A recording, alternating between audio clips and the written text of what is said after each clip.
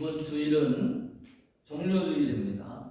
그리고 일주일간의 고난주간이 시작되는 날이기도 합니다. 사순절 중 마지막 한 주간을 우리가 보내고 있습니다. 예수님께서 나의 죄를 대신 지시고 십자가에 달려 피와 물을 흘리시며 처참히 죽으신 그 마지막 고난의 한 주간입니다. 이 고난 주간에 저와 여러분 주님의 고난을 묵상하며 그 고난 가운데 참여할 수 있기를 소망합니다. 대부분 고난 주간에 나를 위해 고난 당하신 주님을 묵상하는데 주님은 우리가 거기에 멈추기를 원치 않으십니다. 오늘 말씀에 주님은 자신이 고난받아 십자가에 죽게 될 것이라는 것을 예언하시며 바로 이어서 말씀하십니다.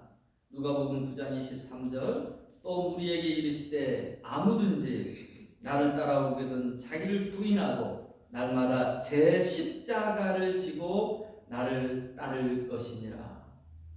우리가 주님을 따르기 위해 져야 할 십자가가 있다라는 것을 말해주고 있습니다. 주님이 감당하는 십자가가 있고 나의 죄 때문에 우리가 감당할 수 없기에 주님이 감당하신 십자가가 있고 그 십자가를 주님이 나를 대신하여 지시며 우리에게 말씀하시기를 너희가 지고 나를 따라야 할 십자가가 있다라고 말씀해 주시는 것입니다. 오늘날 번영신학 가운데에서 이 땅의 삶 가운데 축복과 성공만을 강조하다가 도리어 복음의 핵심인 이 십자가의 희생 정신을 잃어버리고 있다라는 질책을 많이 받습니다. 하나님 앞에 나와서 축복과 영광을 받기는 원하는데 주님이 정작 우리에게 보여주신 그 십자가의 사랑, 그 십자가의 능력, 그 십자가의 희생이 믿는 성도들의 삶들 가운데에서 열매 맺지 못하고 있다라는 것이죠. 많은 이들이 주님을 따르는 것이 성공을 위해서, 축복을 위해서 그렇게 주님 앞에 나아옵니다. 주님은 그들을 안타까이 보시며 요한복음 6장 26절로 7절에 말씀하시기를 너희가 나를 찾는 것은 표적을 본 까닭이 아니요 떡을 먹고 배부른 까닭이로다. 그러면서 교훈하십니다. 그러면서 도전하십니다. 썩을 양식을 위하여 일하지 말고 영생하도록 있는 양식을 위하여 일하라. 여러분 고난 주간에 우리가 많이 부르는 찬송 가운데 311장 내 너를 위하여라는 찬송이 있어요.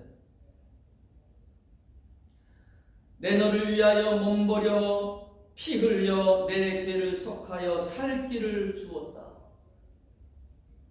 너희의 몸을 주건만 날 무엇 주느냐. 아버지 보좌와 그 영광 떠나서 밤같은 세상에 만백성 구하려 내 몸을 희생했건만 너 무엇 하느냐. 죄중에 빠져서 영죽을 인생을 구하여 주려고 나 피를 흘렸다. 내 죄를 계속했건만 너 무엇 하느냐. 한없는 용서와 참사랑 가지고 세상에 내려와 값없이 주었다. 이것이 귀중하건만 날 무엇 주느냐. 십자가의 사랑을 받은 우리에게 그 사랑을 받은 자로서 우리에게 감당해야 할 일들이 있음을 일깨워주는 찬송입니다.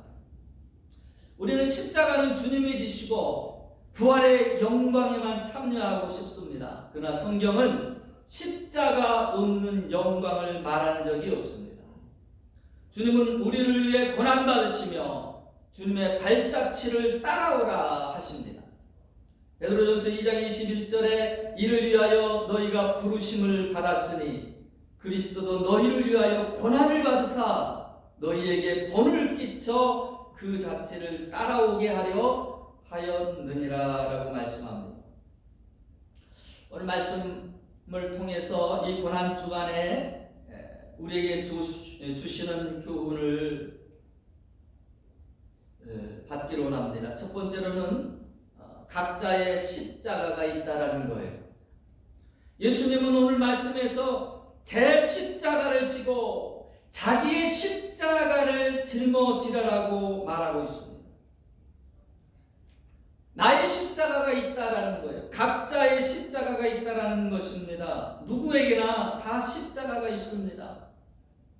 자신이 회피할 뿐이지 없는 이가 없어요. 여러분 지금 어떤 십자가를 지고 있습니까? 어떤 성도 한 분이 항상 자기에게 주어진 십자가에 대해 불만이 많았습니다. 한 번은 꿈속에서 예수님을 만나 뵙게 되었습니다. 그는 예수님에게 불평을 털어놓았습니다. 자기가 진 십자가가 너무나 맞지 않는 것 같고 너무 가혹하다라는 거예요. 예수님께서 아무런 표정의 변화도 없으시면서 주변에 널려있는 그 많은 크고 작은 십자가를 바라보시더니만 그 사람에게 그러면 네가 원하는 거 한번 여기서 네 십자가 내려놓고 골라봐라. 얼마나 기뻤는지 자기 십자가 얼른 내려놓고 여기 가서 요거 만져보고 저기 가서 저거 만져보고 그런데 정작 그렇게 살펴보니까 어떤 거는 대폐질이 잘 안 돼가지고 꺼끌꺼끌하고 어떤 것은 자기가 감당하기에 너무 크고 어떤 것은 너무 흉측해 보이고 한참을 망설이고 고르고 그러다가 해가 뉘엿뉘엿 져갑니다. 온종일 찾다가 어떤 십자가를 만났는데 저 보니까 너무 편한 거, 자기에게 잘 맞는 것 같아요. 그래가지고 예수님 앞에 기뻐서 갔습니다. 네, 드디어 찾았습니다, 주님. 그때 주님이 바라보시면서 하는 말이 그게 너에게 꼭 맞느냐? 봐라, 내가 처음부터 잘 골라주지 않았냐? 지금 내가 꼭 맞다라고 기뻐하는 그 십자가가 네가 조금 전에 가지고 왔었던 그 십자가 바로 내 십자가다. 가만히 다시 살펴보니까 자기가 가지고 왔었던 그 십자가를 다시 들춰내고 자기에게 맞는 것이다라고 이렇게 좋아하는 것이죠. 하나님은 우리가 감당하지 못할 십자가를 아무렇게나 지어주시는 분이 아닙니다. 하나님은 우리가 감당치 못할 시험당함을 허락지 아니하듯이 우리가 감당해야 될 그 십자가도 고르고 골라서 나에게 맞는 십자가 주신 줄로 믿습니다. 그런 거로 여러분 불평하지 말고 여러분에게 주어진 그 십자가 있다라면 달게 지고 가시기를 바랍니다. 두 번째로 왜 주님께서 이 십자가를 우리에게 지어 주셨냐라는 거예요. 바로 이 십자가가 나를 붙들어 주기 때문입니다. 한국에 가면 제주도라는 섬이 있어요. 이 섬에 보면 바닷속에 들어가서 해산물을 건져내는 해녀들이 있습니다. 수심 깊이 내려가려면 부력이 있어가지고 힘듭니다. 그래서 그들의 허리에다가 무거운 납덩이를 그렇게 허리에 둘러매고 내려갑니다. 그 무게로 인해서 깊은 바닷속에 들어갈 수가 있기 때문입니다. 때로 십자가가 무겁게 느껴지지만 그로 인해서 깊은 은혜의 바닷속에 들어갈 수 있다는 거예요. 성 프란시스가 하루는 자기 집 하인이 우물에서 물통을 물에 가득 담아가지고 길어 오는데요. 가만히 보니까 그 물통 안에다가 나뭇가지 하나를 던져가지고 넣는 것을 보았습니다. 이상하게 여겨서 물어봤어요. 하인이 대답하기를 이 나뭇가지가 없으면 이 나무통 막대기가 없으면 물을 운반하는 중에 출렁출렁 하면서 거의 반에 가까운 물들이 다 흘려버리고 쏟아져 버린다는 것이죠. 이 말을 듣고 뭔가 깨달음이 있어서 성 프란시스가 친구에게 편지를 합니다. 그 편지 내용에 우리는 얼마나 자주 흔들리는 마음의 물통을 가지고 있는가. 두려움으로 흔들리는 마음, 고통으로 심하게 요동치는 마음, 절망으로 부서지는 마음, 또 마귀는 얼마나 우리를 유혹하며 흔들어 대는가. 이때 나무 십자가를 요동치는 마음에 던져보게나. 그렇게 썼다라는 거예요. 우리도 우리의 마음이 요동칠 때일수록 여러분, 내가 짊어져야 할 사명의 십자가 감당하면 그 십자가가 나를 붙잡아주며 그 흔들림이 급격하게 줄어들게 될 줄로 믿습니다. 마지막 세 번째로, 십자가가 결국 상급이다라는 거예요. 왜 주님께서 이 십자가를 우리에게 짊어지게 하셨느냐? 이 십자가를 통해서 하나님 앞에 귀한 영광의 상을 받게 하시기를 원하신 것입니다. 그러므로 여러분, 나에게 주어진 십자가, 그 십자가 미워하지 마시고 불평하지 마시고, 주님이 우리를 사랑하심으로 그 고난의 십자가를 가슴에 품어 안았던 것처럼 우리도 이 십자가를 잘 감당할 수 있어야 됩니다. 예수님이 십자가를 메고 올라가다가 골고다 그 길을 올라가다가 수차례 쓰러지십니다.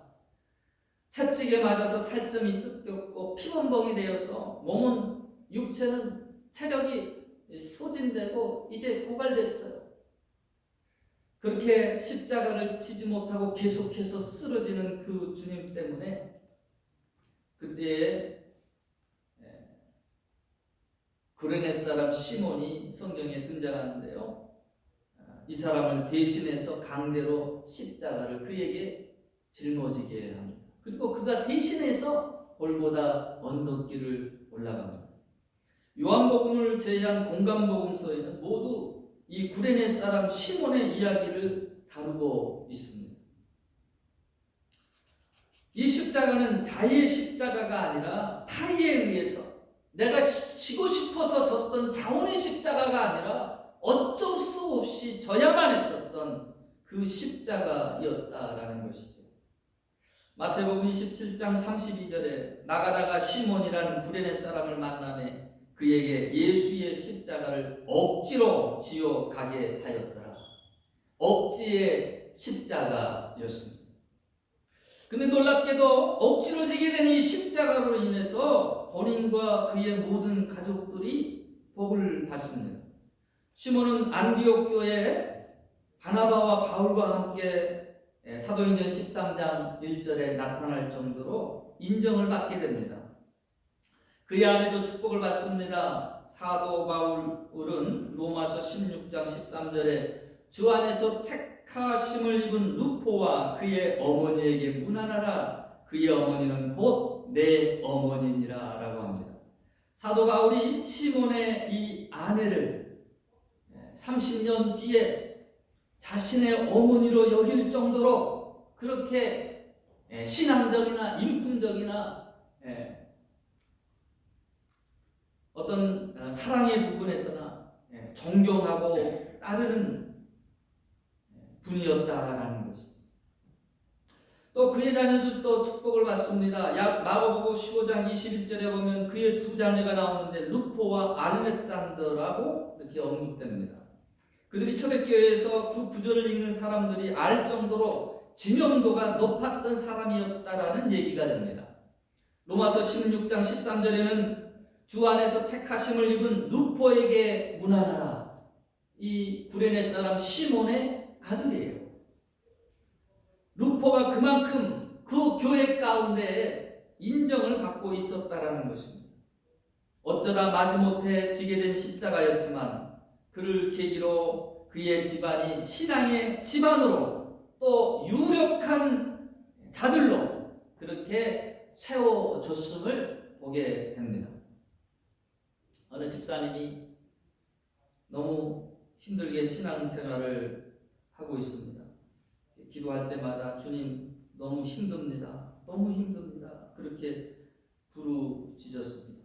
꿈에 주님이 이 집사님을 만나 주셨어요.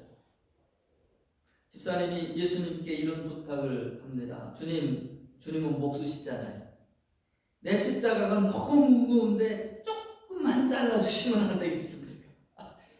그래서 주님이 그 부탁을 듣고 빙그레 웃으시면서 기꺼이 잘라주셨어요.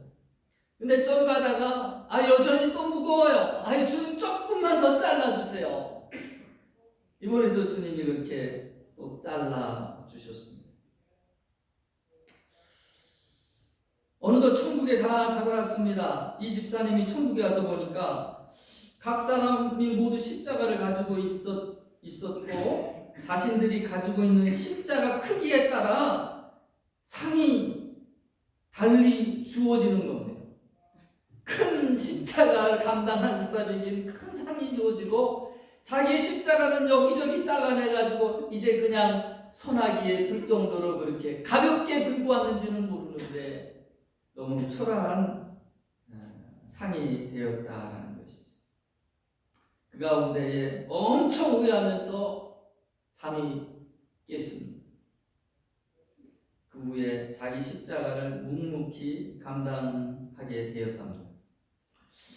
여러분, 우리를 위해 주님이 고난받으신 고난 주간입니다. 주님의 십자가만 우리가 묵상할 것이 아니라 오늘 말씀 가운데 나를 따르려거든 자기 십자가, 너의 십자가 지고 나를 따르라. 우리가 감당할 수 없는 그 죄의 짐은 주님이 계신 감당하시지만 주님은 우리에게 우리가 감당할 십자가를 주셨습니다.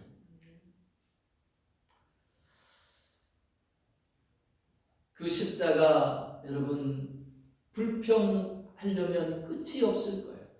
그러나 주님이 주셨다라고 생각하고 우리가 주님이 나를 위해 십자가 지신 그 주님을 생각하면서 그 십자가 지려고 힘쓰고 노력할 때에 우리는 주님과 함께 부활의 영광, 귀한 상급 가운데 우리가 승리자로 서게 될 줄로 믿습니다. 이 고난주간 주님의 십자가, 우리가 그 사랑을 찬송하고 그 사랑을 깊이 있게 우리의 마음 가운데 되새기기를 원합니다.